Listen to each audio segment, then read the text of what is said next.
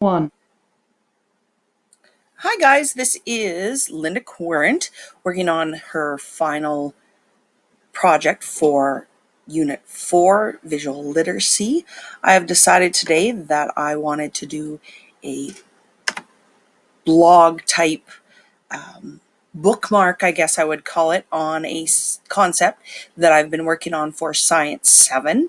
I have taught Science 14 and 24 for several years, and this concept isn't new, but now this year I will be teaching Science 7, and I have to kind of take it and reduce it down in a way that the grade 7 students will like it, but yet not kind of repeat what I do with the older grades.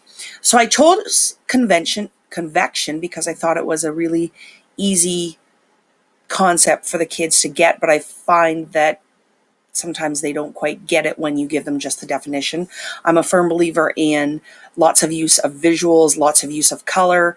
I usually choose blue as my background, but because I wanted to highlight the concepts of cold and hot, I had to change my background to orange because if you remember correctly, orange stimulates a little bit of thinking, sends oxygen to the brain, etc., etc.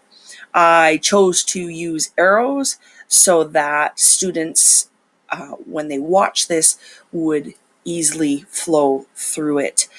It's very simple, very straightforward, but I find with the younger grades especially that less is more, and I felt that this form of bookmark is a project that they could do very, very easily if I were to say to them, okay, take this concept or take this definition and explain it in a really quick, easy way. And in fact, I think I'm going to take that concept and use it with my students.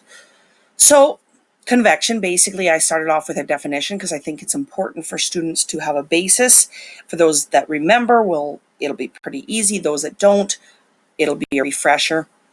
And so I put a first graphic in there so that they would see the basic concept of hot going up, cold going down. I think the use of blue and red for hot and cold is kind of a universal symbol, and hopefully they would remember that.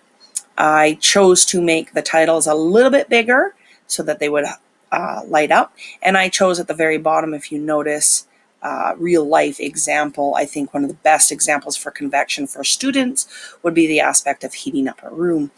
And so hopefully when they see this infographic, they will quite enjoy it, and it will be something that they can use when they're studying.